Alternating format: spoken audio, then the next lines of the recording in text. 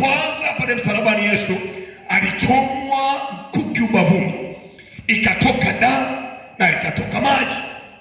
Mwili wa binadamu umeumbiwa una vitu viwili vikubwa, maji asilimia kama 70 na kitu, 78 kama sikosei, lakini pia asilimia inayofuatia ni ya damu. Kwa hiyo Yesu pale msalabani alikuwa anazungumzia mambo ya rohoni, ya kwamba anamwaga damu ya kwake asiyokuwa na hatia, ili aweze kutukomboa sisi tuliokuwa dhaifu, tuliokuwa tumepoteza ushirika wetu na Mungu. Lakini tunaona kwamba itoka damu kwa ajili ya utakaso, lakini katoka maji, ishara ya kwamba pamoja na kutakaswa lazima tujazwe na nguvu ya Roho Mtakatifu. Ndio maana tunabatizwa kwa maji mengi kama ubatizo wa Yesu. Kwa kupigwa kwake Yesu tumekombolewa. Kwa kupigwa kwake Yesu tumesamehewa dhambi. Kwa kupigwa kwake Yesu tumekuwa washindi. Kwa kupigwa kwake Yesu tumehesabiwa haki kwa njia ya imani.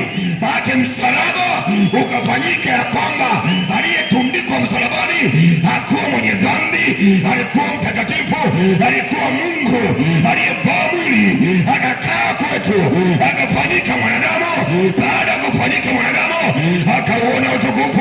Baada ya kifo chake ikajulikana ya kwamba aliyekufa hakika alikuwa mwana wa Mungu na alikuwa Mungu mwenyewe. Katika jina la Yesu, Bwana tukumbuke. Bwana achilie uponyaji kwenye maisha yako. Amen. Haleluya.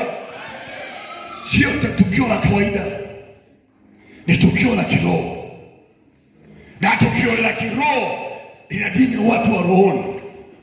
Na kama Yesu angerudi leo, sinaona kuna watu wengine leo hawajaja, wako na dini na pilau. Yaani leo watu wanakula na pilau zao na masherehe yao, lakini tukio hili aliyezaliwa ni Mungu mwenyewe, aliyekufa na kufufuka ni Mungu wa 100% na mwanadamu 100%. Kwa tunapozungumzia ukombozi tunarudi kwenye kuzaliwa kwa Yesu. Asingezaliwa Yesu, asingekufa Yesu, tusingepata ukombozi.